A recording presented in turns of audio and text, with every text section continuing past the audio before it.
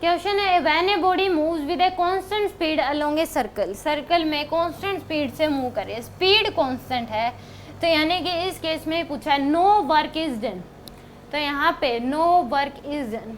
तो इस केस में यानी कि मान लो कि सेंटर के अलोंग ये घूम रही है, कांस्टेंट स्पीड है, स्पीड कांस्टेंट है, तो इसका मतलब इस केस में एक तो क्या लग रहा होगा इधर, ये सेंट्रीपिटल एक्सेलेरेशन होगा, ऊपर की तरफ क्या होगी, वेलोसिटी होगी, इस केस में इधर क्या हो जाएगा, पोजीशन वेक्टर होगा ये, तो नो वर्क इज डन।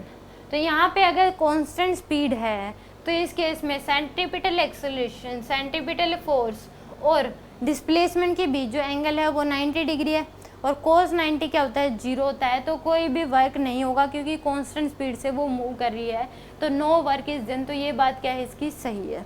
क्योंकि इस केस में स्पीड कांस्टेंट है, इसका मतलब इस अलोंग सर्कुलर पाथ के अलोंग तो कोई फोर्स नहीं है, स्पीड कांस्टेंट है, तो यानी कि एक्सेलरेशन, टेंजेंशियल एक्सेलरेशन क्या है, 0 है, ओनली जो फोर्स बताओ क्या है, centripetal force, but centripetal force और डिस्प्लेसमेंट के बीच जो एंगल है हमेशा क्या रहना है, 90 डिग्री, तो work done by centripetal force क्या आता है, 0 के बराबर आता है, तो नो वर्क इज डन, ये बात सही है। No acceleration is produce in it, but ये बात गलत है क्योंकि सेंट्रीपिटल एक्सेलरेशन है जो कि इसकी डायरेक्शन चेंज करने में हेल्प कर रहा है, तो यानी कि इस केस में एक्सेलरेशन तो है, वो क्या है, centripetal acceleration. Its velocity remains constant, ये बात भी गलत है क्योंकि स्पीड कांस्टेंट है, इसका मतलब वैल्यू, वेलोसिटी का जो मैग्नीट्यूड है वो कांस्टेंट है, बट डायरेक्शन चेंज हो रही है, जब यहाँ पे तो डायरेक्शन इधर है, जब यहाँ पे आ जाएगी तो डायरेक्शन इधर है, जब यहाँ पे आ जाएगी तो डायरेक्शन इधर है। Velocity is vector quantity, direction change, इसका मतलब वेलोसिटी क्या हो रही है, चेंज हो रही है। No force act on it, but ये बात भी क्या है, गलत है क्योंकि सेंट्रीपिटल फोर्स तो लग रहा होगा तभी ये सर्कुलर पाथ पे घूम रही है,